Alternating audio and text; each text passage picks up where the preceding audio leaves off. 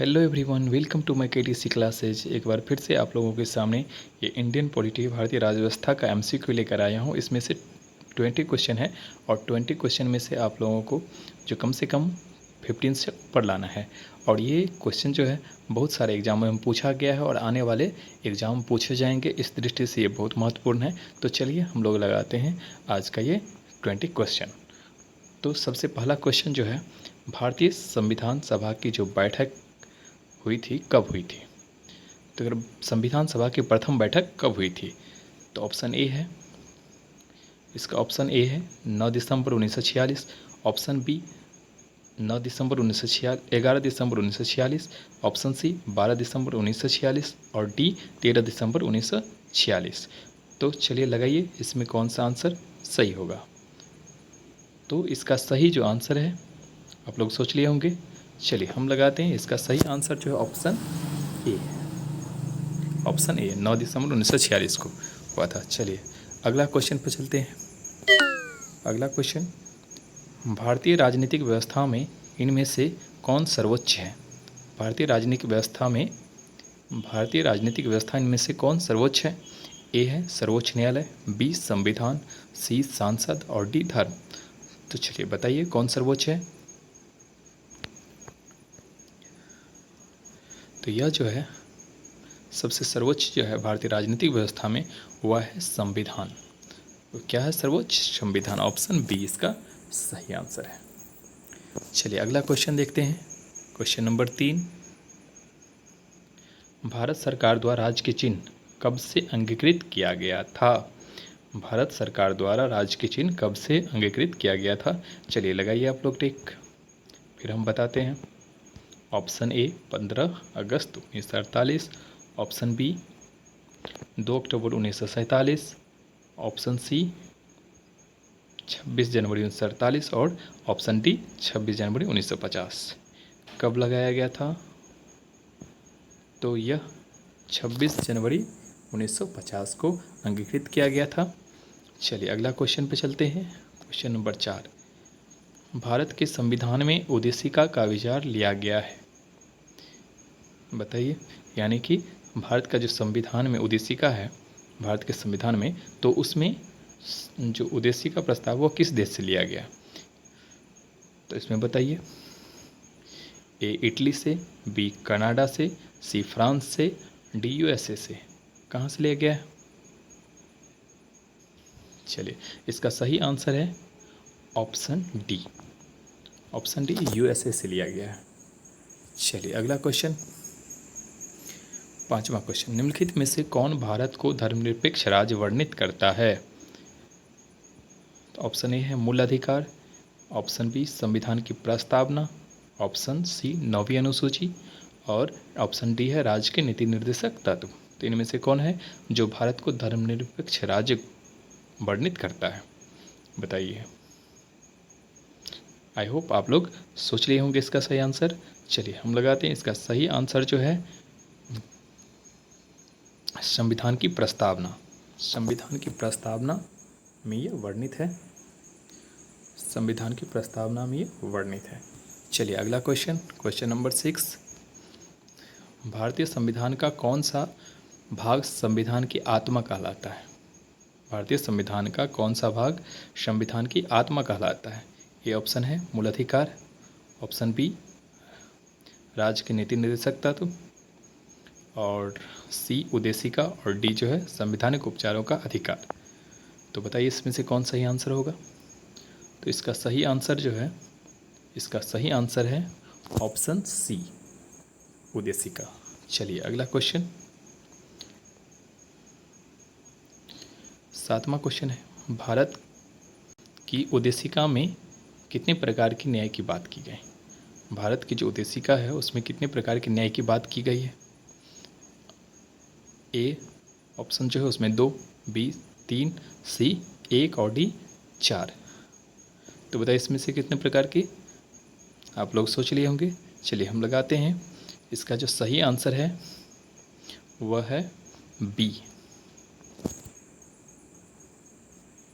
इसका सही आंसर है बी, यानी 3 प्रकार के न्याय की बात की गई है। चलिए अगला क्वेश्चन, 8वां क्वेश्चन में आते हैं। भारतीय संविधान की प्रस्तावना में निम्नलिखित में से किस स्वतंत्रता का वर्णन नहीं की गई है? भारतीय संविधान में किस स्वतंत्रता का वर्णन नहीं की गई है? चलिए टिक लगाए आप लोग। ए ऑप्शन में विचार की स्वतंत्रता, बी में धर्म की स्वतंत्रता और सी विश्वास की स्वतंत्रता और डी आर्थिक स्वतंत्रता। आर्थिक स्वतंत्रता। तो चलिए बोल लगाइए। आई होप आप लोग लगा लिए होंगे। तो इसका सही आंसर है ऑप्शन डी। चलिए अगला क्वेश्चन, क्वेश्चन नंबर 9। भारतीय संविधान में नागरिकता के रूप को अपनाया गया है। भारतीय संविधान में नागरिकता के रूप को अपनाया गया है। तो यह जो नागरिकता है, किस प्रकार का नागरिकता है इंडिया में? ऑप्शन ए एक हरी, बी दोहरी, सी दोनों, डी इनमें से कोई नहीं। तो बताइए इनमें से भारतीय संविधान में नागरिकता के रूप को अपनाया गया है, किस प्रकार का नागरिकता है इंडिया में? आई होप आप लोग इसको लगा लिए होंगे। इसका सही आंसर है ऑप्शन ए। इसका सही आंसर है ऑप्शन ए, यानी इकहरी। चलिए अगला क्वेश्चन,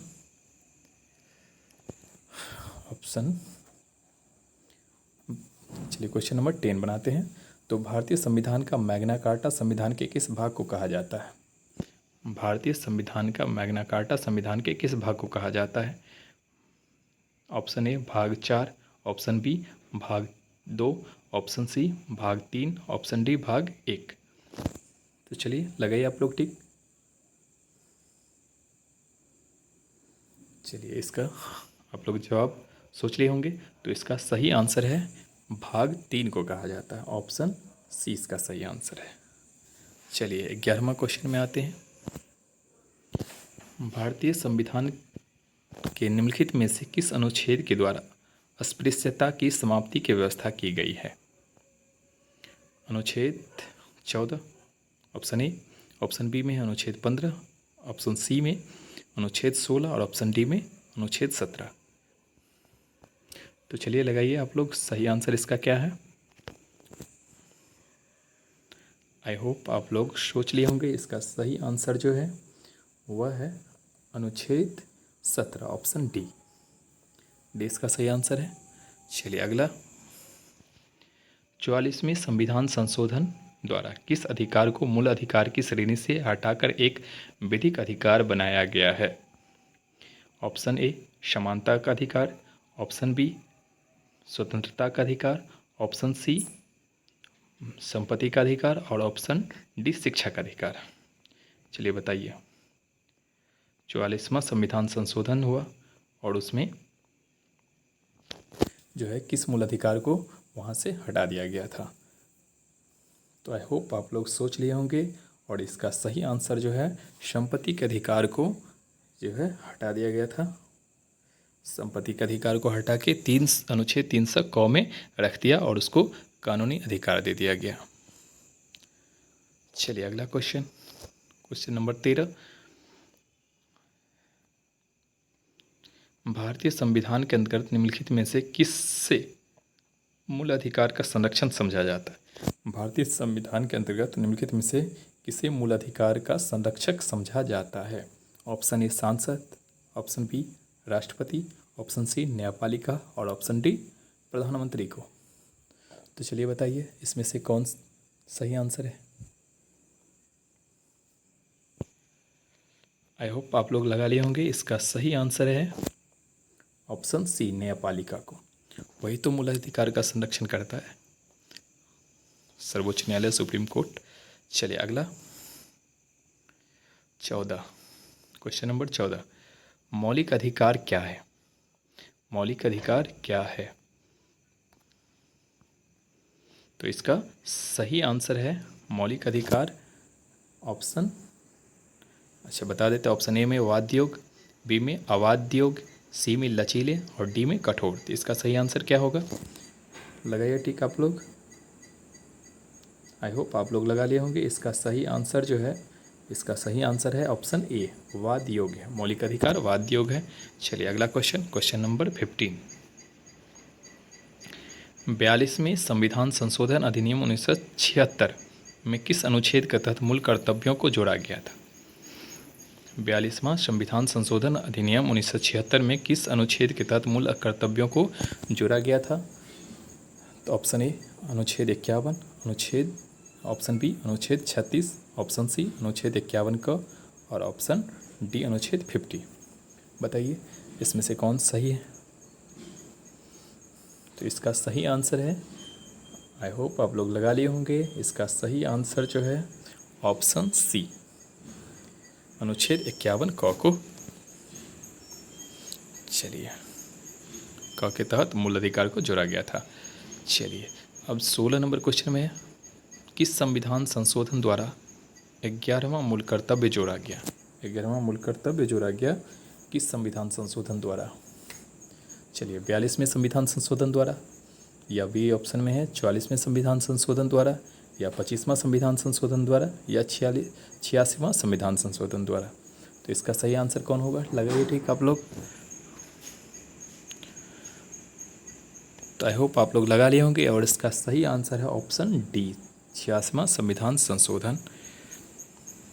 चलिए अगला क्वेश्चन देखते हैं। भारतीय संविधान में कितने मूल कर्तव्य हैं? भारतीय संविधान में कितने मूल कर्तव्य हैं? चलिए ये तो सबको पता होगा, इसको लगाइए। भारतीय संविधान में कितने मूल कर्तव्य हैं? Option A 10, option B 11, option C 12 और ऑप्शन डी 20। तो इसमें कितने मूल कर्तव्य हैं? ऑप्शन इसका बी, ऑप्शन बी सही आंसर है 11।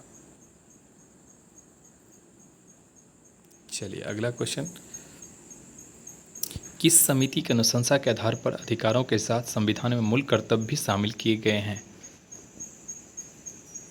इसमें क्वेश्चन जो है थोड़ा आगे में कुछ लिखा गया है, चलिए उसको मिटा देते हैं। क्वेश्चन में बोला गया कि किस समिति की अनुशंसा के आधार पर अधिकारों के साथ संविधान में मूल कर्तव्य भी शामिल किए गए हैं। तो इसमें कुछ लिखा गया था, ये मिटा दिया जाता है यहाँ से। तो चलिए इसका सही आंसर बोलिए। ए बलवंत राय मेहता समिति, सी सरदार स्वर्ण सिंह समिति, बी जो है सरदार स्वर्ण सिंह समिति और सी अशोक मेहता समिति और डी अशोक सिंह समिति। इसका सही आंसर क्या होगा बताइए आप लोग। चलिए इसका सही आंसर जो है, इसका सही आंसर है ऑप्शन बी सरदार स्वर्ण सिंह समिति के अनुशंसा पर मूल ये जो है संविधान में मूल कर्तव्य को जोड़ा गया था। चलिए अगला क्वेश्चन। राष्ट्रपति के उम्मीदवार के लिए क्या आवश्यक नहीं है? अगर कोई व्यक्ति राष्ट्रपति बनता है तो उसके लिए क्या आवश्यक नहीं होता है? तो राष्ट्रपति के उम्मीदवार होने के लिए क्या चीज़ आवश्यक नहीं है? चलिए ऑप्शन ए में है 35 वर्ष का उम्र हो, बी में पढ़ा लिखा हो, सी में सांसद चुने जाने योग्य रखता हो और डी में देश का नागरिक हो। तो इसका सही आंसर जो है आप लोग लगा लिए होंगे, इसका सही आंसर है ऑप्शन बी, यानी कि पढ़ा लिखा हो, यह आवश्यक नहीं है। 35 वर्ष की उम्र हो ये ज़रूरी है, सांसद चुने जाने योग्यता रखता हो ये भी ज़रूरी है और देश का नागरिक हो ये भी ज़रूरी, लेकिन कोई व्यक्ति पढ़ा लिखा हो या ना हो वह राष्ट्रपति बन सकता है, इसलिए इसमें पढ़ा लिखा हो ये ज़रूरी नहीं है। चलिए अगला क्वेश्चन। अगला क्वेश्चन है 20वां और अंतिम क्वेश्चन। भारतीय संविधान में समस्त कार्यपालिका की शक्ति निहित है, किसमें निहित है?